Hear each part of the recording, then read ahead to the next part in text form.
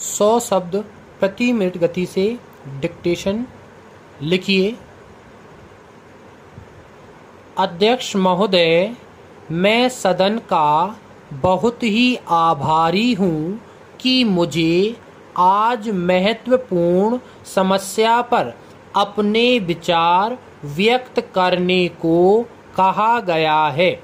यह तो हम सबको बहुत अच्छी तरह से मालूम है कि देश में आजकल जो संकट की स्थिति उत्पन्न हो गई है, उसके बहुत सारे कारणों में से सबसे बड़ा कारण विद्यार्थियों में अनुशासनहीनता का होना है। क्या कारण है कि आज हर व्यक्ति जब किसी समस्या की ओर समाज का ध्यान आकर्षित करता है तो सर्वप्रथम विद्यार्थी वर्ग का ही उल्लेख किया जाता है। जहाँ तक मैं समझ सका हूँ, इसका दोष हम पूर्णतया विद्यार्थियों पर नहीं दे सकते। विद्यार्थी तो उस कच्ची मिट्टी के समान है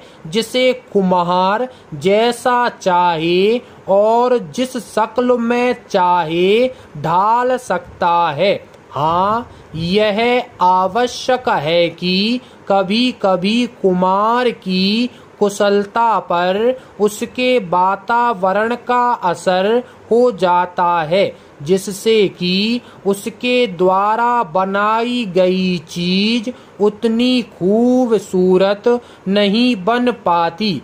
ठीक इसी प्रकार समाज के अंदर कभी कभी ऐसा वातावरण पैदा हो जाता है जिससे लाख कोशिश होने पर भी वह चीज नहीं बन पाती जिसकी प्रतीक्षा एक अरसे से होती है। विद्यार्थी वर्ग ठीक इसी प्रकार के वातावरण का कभी कभी शिकार हो जाता है। देश के नेता उसके सामने एक बहुत बड़ा आदर्श उपस्थित करते हैं। शिक्षक वर्ग भी उतना ही महत्वपूर्ण उदाहरण उसके सामने रखता है।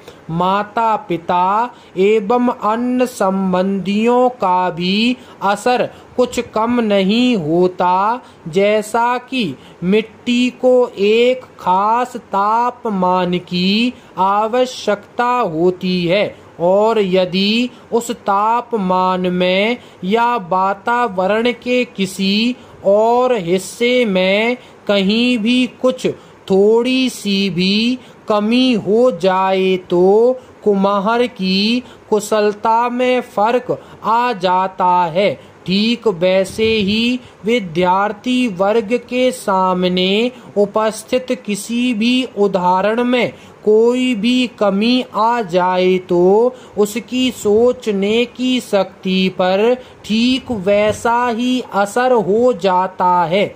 हमारे नेता विद्यार्थियों के सामने यह भाषण और शिक्षा देते नहीं थकते कि जीवन बहुत सादा व्यतीत करना चाहिए। वस्त्रों पर कम से कम ध्यान देना चाहिए, लेकिन जब इन्हीं नेताओं के अपने जीवन में कुछ ऐसी ही अप्रिय घटनाएं सामने आ जाती हैं जिनके द्वारा उनके इस कथन का समर्थन नहीं हो पाता, तो फिर आप ही बताएं कि विद्यार्थी किस चीज का अनुसरण करे। मैंने अभी कल ही दैनिक पत्र में पढ़ा कि अमुक अमुक मंत्री के घर में केवल बिजली का बिल उसके आधे वेतन से अधिक है। कुछ और भी ऐसे ही तथ्य सामने आए हैं जिनको देखकर स्वयं अपने आप को धोखा हो जाता है। कि आखिर ऐसी कौन सी बात है जिसने हमको इस हालत में पहुंचा दिया है। माँ बाप एवं अन्य संबंधियों का भी ऐसा ही असर हमारे विद्यार्थियों पर होता है। उनके आचरण, उनके व्यवहार और अन्य बातों का उन पर काफी असर पड़ता है। Full stop.